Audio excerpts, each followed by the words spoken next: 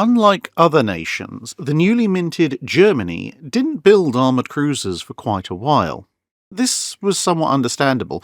Without a major overseas empire, there was precious little need for the ship type, which at that point traditionally served primarily as a foreign station flagship and secondarily as a sometime battle line supplement.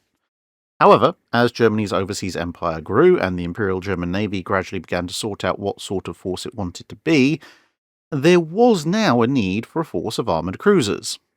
This got off to a little bit of a slow start in the early 1890s as various efforts to design one failed, and a subsidiary argument over whether the ships should be of the smaller or larger type was being waged. Eventually, the idea for a larger ship won out, and by the mid-1890s things were back on track, although the Kaiser demanded more emphasis on the fleet screen roll, which pushed the target speed up to 20 knots. Several discussions were had on if the secondary battery should be 4.1-inch or 5.9-inch, and if the main battery should be a pair of twin 8.3-inch, twin 9.4-inch, or single 11-inch guns. Eventually, it was decided that some time could be saved by using many of the features of contemporary German battleships, which meant that at the time 9.4-inch turrets and 5.9-inch guns were adopted.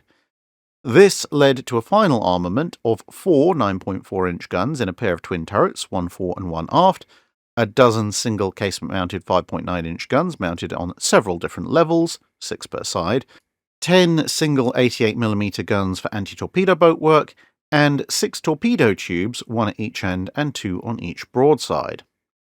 The ship would displace a little over 10,500 tons, and was only able to reach a little bit under 19 knots as it turned out, with just over 13,000 indicated horsepower driving 3 screws. Protection was made up of just under 8 inches of belt armour, a 1.2-inch protected deck with 2-inch slopes, and turret armour that matched the main belt.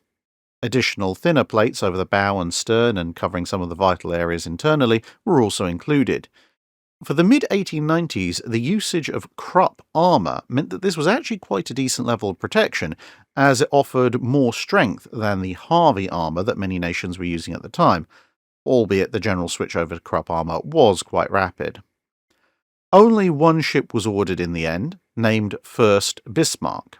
She was laid down in April 1896, launched in late September 1897, and commissioned in 1900, exactly 4 years after her keel was laid. She was only partway through trials when she was rushed into action to support German forces combating the Boxer Uprising in China as part of the broader East Asia Squadron. This turned out to be a bit of a wild ride for her crew. As mentioned, she was only partway through trials, so as well as fixing things that broke on the way, her crew were also having to note down various improvements that they thought would be useful, while also obviously having to navigate their ship halfway around the world via the Suez Canal. Once they got to the Chinese coast, the ship had a rather busy time, escorting troopships, blockading ports, capturing cities under the threat of her guns and those of her compatriots, and also briefly joining the main offensive on the Yangtze River, before she had to head over to Japan for some of the more pressing fixes to her machinery to be made. After the back of the Boxer Rebellion was broken, the ship would then tour the Western Pacific, making on-the-fly improvements and fixes as she settled into life as part of the East Asia Squadron on a longer-term basis. She was still there when the Russo-Japanese War broke out in 1904, and spent most of the conflict safeguarding German citizens and interests. Although the East Asia Squadron was now based out of the newly acquired Tsingtao, they still had to use Japanese ports for major repairs until 1905, when a flat-pack floating dry dock was assembled in Tsingtao, which made maintaining neutrality a rather delicate balance during the Russo-Japanese War. But the fact that Furst Bismarck had been rushed out to the Pacific without actually completing her proper trials and the usual fixes that came after them meant that at this point she'd started to have rather serious issues, which quickly accelerated beyond the ability of even the dry dock to fix, and fixes elsewhere, such as in Nagasaki or Yokosuka, were too expensive to contemplate. The initial plan was to see if she could stick around long enough for the newly building Blücher to replace her, but her issues just continued to spiral, And so in 1909 the Scharnhorsts were sent out instead as an emergency replacement. By the time she got back to Germany, she was immediately decommissioned for a major overhaul and modernization, but during this time, her relatively low top speed meant that it was realized her time as a frontline ship was pretty much over. So as well as fixing the laundry list of issues she'd acquired, she was also altered to emerge as a training ship. Due to the demands of supplying the Navy with modern ships at the time, given the rising tensions, this work took about 4 years, meaning that she re-entered service just in time for World War I to break out.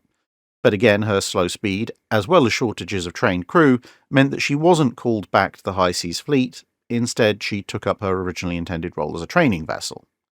She would then be used in a variety of different training roles during World War I, but was then decommissioned and sold for scrap in 1919 after the war ended with Germany's defeat. That's it for this video. Thanks for watching. If you have a comment or suggestion for a ship to review, let us know in the comments below.